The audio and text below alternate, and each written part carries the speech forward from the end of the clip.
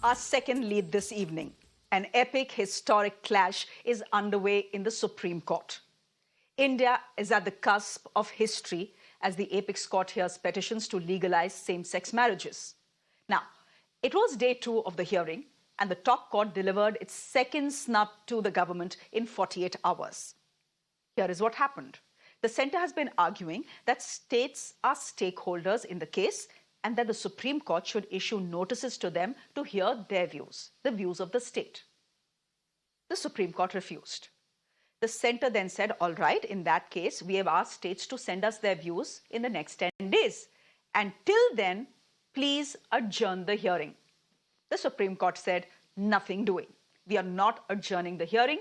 You can put forward the views of the states when you, that is the centre, starts making your arguments against same-sex unions. Till tomorrow, it's the petitioners who are going to be making their arguments. Now, yesterday, if you remember, the Supreme Court had outrightly rejected the centre's argument that it is the Parliament's domain to decide if same-sex marriages can be legalized. The Supreme Court was clear, they know their job, and the hearing began. The Constitution bench, led by the Chief Justice of India, also junked two important claims that were being made by the centre and by the National Child Rights Body. That's the NCPCR. First, the CJI, that's the Chief Justice of India, asked the Solicitor General, Tushar Mehta, on what basis the government has claimed that same-sex marriages are an urban elitist concept. The CJI asked, where is the data?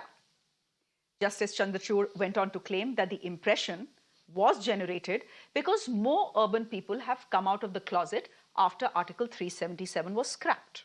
So he said, same-sex marriages are not an urban elitist concept. They impact people across this great country, not just in urban India. The Chief Justice of India also dismissed outrightly the NCPCR's argument that gay couples make bad parents. He said these are unfounded allegations. Now, the Supreme Court of India is very seriously examining if the Special Marriage Act can be reworked to make it gender neutral. It is under the Special Marriage Act that the Supreme Court is inclined to legalize same-sex marriages. The words male and female need to be replaced with person, and the word spouse will be used instead of husband and wife. So that is all that has happened in the Supreme Court today. Very interesting, nuanced debates. Let me go across to Namit Saxena, who's an advocate of the Supreme Court. Interestingly, he is also the lawyer of one of the petitioners. Subhash Jha is an advocate as well. Thank you very much, Mr. Jha. I'm coming to you first with your first... you can't call it a reaction because, the Supreme Court is still hearing the matter. The hearing will continue for a while. Everything that the Supreme Court is saying are observations, are in the realm of observations right now. But the Supreme Court today has given the government of India a second snub. Undoubtedly, observations most of the time gives a reflection of what kind of judgment you're going to get in future. And there is nothing wrong, because judges also are humans, and then unless and until you call upon the other side to make submissions, you are not going to get best out of a lawyer who is seeking to argue before the court. So there is nothing wrong. I don't see anything wrong in that. But my objection is something different. About 5 or 6 people joins hand together, files a petition as recently as in November 2022. And in March 2022, 18th of, it is on 13th of March, it is referred to a constitution bench. And then thereafter, the matter is being heard by the constitution bench, possibly on day-to-day basis. I fail to understand when the Supreme Court is flooded with a large number of cases which are much more important. What is the need for hearing this matter with such a speed, lightning speed, is something which is bothering me as a student of law, having practiced in the highest court of the country to the lowest court of the country. So I don't understand why such petition is heard at the first place. See, the Supreme Court must understand, and we must all understand, The Supreme Court doesn't legislate. Making law is the job, the function of the government of the day. It is the government which enacts law. The Supreme Court only interprets the law. And therefore, to say that we are going to have this kind of an Okay, so interpretation giving, it is something which is not in the realm of the judicial function. According to me, this is overreaching rather, okay, or judicial activism, I would call it. I have, I have, I have two counterpoints for you. I'm not a lawyer, Namit is, and I want to speak to both of you about the Special Marriage Act. But I have two counters for you, Mr. Jha. First of all, how is the happiness, well-being, equality, and fraternity of 13 million Indian citizens not an important matter? They are citizens of this country. There are 13 million of them. See, 13 How million. is what impacts them not of seminal importance to this country and to the Supreme Court? Secondly, Mr. Jha, here my second point. You tell me, you know, the Supreme Court has junked this, but the argument of the government has been that it is the Parliament's job. If an institution, if there has to be a tinkering with any institution, it's the Parliament's job to do it. The Supreme Court cannot do it. Here's the point. How much representation does the LGBT plus community have in the Parliament? Zero, nil, nothing. Who will speak on their behalf? Mr. Jha, these are questions we all need to ask ourselves as well. It's very easy to say, ये तो Parliament का काम है, this is judicial overreach. Parliament में कोई सुनवाई नहीं है ना LGBT plus community का. Yeah, because look at how your government has reacted first to the petition to legalize gay sex and is now reacting to the petition to legalize same-sex marriages. Okay, let's just move on. Mr. Jha, let's just move on because there are a couple of interesting things that have come up in the Supreme Court. First, let me get in Namit, and then I'm going to get you into this. Namit, is it your view? Now, we are not talking about the snub that the Supreme Court has delivered to the center. There'll be arguments, there'll be counter arguments. The center will, argue after the petitioners have stopped arguing. So this matter will stretch on for some time. But since all of us now can see the proceedings, on air, given the fact that they are being live streamed, what the impression that seems to be coming across is that the Supreme Court has almost made up its mind about which way it wants to go. That it will focus on the Special Marriages Act, tinker it a bit, and legalize gay unions under the Special Marriages Act. Is that the sense you're getting as well after 2 days of hearing? No, we can't presume that because, petitioners have a very heavy duty to discharge because there's something which is known as presumption of constitutionality, which is in the favor of the act, the Special Marriage Act, which already exists on the date. So to interpret and to reincarnate it in a particular form, the petitioners have to discharge a very heavy duties on. So we can't presume that the Supreme Court has already made up its mind. And the Supreme Court is yet to hear the Union and NCPCR and other states also. So we can't presume that is one. Second, what Mr. Jha said that, that the Supreme Court is not going to legislate on anything. The Supreme Court is not going to make law. The petitions are very simple, that you have to interpret the Special Marriage Act. And the Supreme Court on the first day of hearing itself made it very clear that we are not going into personal laws.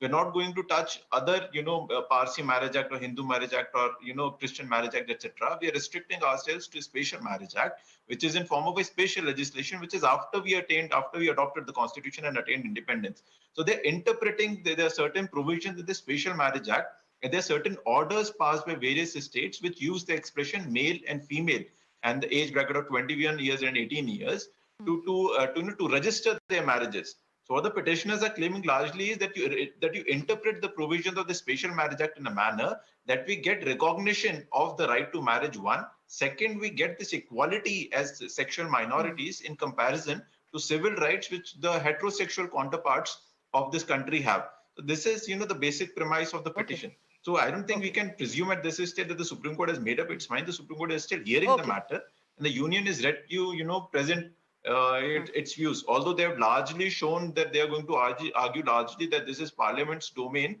and 5 people that side, 5 people that side, and 5 brilliant minds on the bench can't decide what should be the polity of the country, and this lies in the domain of the policy. So therefore, it should be left to the wisdom of the Parliament to discuss and debate. and then thereafter form a particular law, or to amend a particular existing law, and thereafter come into they have to bring the legislation in a particular form. So this is yet to be argued. The Supreme Court can still trace it to the Parliament and leave it to its wisdom. We can't presume that. Absolutely. I mean, the last thing you want to do is to second guess what the Supreme Court is going to do. But that's the impression I got after the first 2 days of hearing, that the Supreme Court is focusing on the Special Marriages Act. In fact, today there was some degree of discussion about how do you find a gender neutral age. For example, under the Special Marriages Act, women can get married at the age of 18, men can get married at the age of 21. So for lesbian couples and gay couples, what should that age be? So there are these nuances that are under discussion as well, and it's very interesting to hear what's going on in the Supreme Court. Mr. Jha, I don't have too much time on the show, but I want to ask you this. If the petitioners are arguing, and Mukul Rohatgi has argued as much, that the solution lies in the Special Marriages Act. When the Special Marriages Act comes in, and if you legalize gay marriages or same-sex marriages under the Special Marriages Act, make it gender neutral, given the fact that it's religion agnostic, then personal laws don't get impacted. Therefore, no one should have a problem with it. We are not shaking the basic structures of these personal laws. Hindus can do what they want, Christians can do what they want, Sikhs can do what they want, Muslims can do what they want. We are not asking you to legalize these unions under these various personal laws. We have a special law. We have the Special Marriages Act. This is where Hindus and Muslims who want to get married come. This is where Muslims who want to marry Christians come. This is a religious agnostic act. Let same-sex couples get married under this act. No one should have a problem with that. Shreya, let me answer to you this way. That as recently as today or yesterday, Uganda is a country whose parliament passed a law, enacting a law criminalizing LGBT. So if you claim that you are a member of or you're LGBT, you would be prosecuted on this ground alone. So let us see how.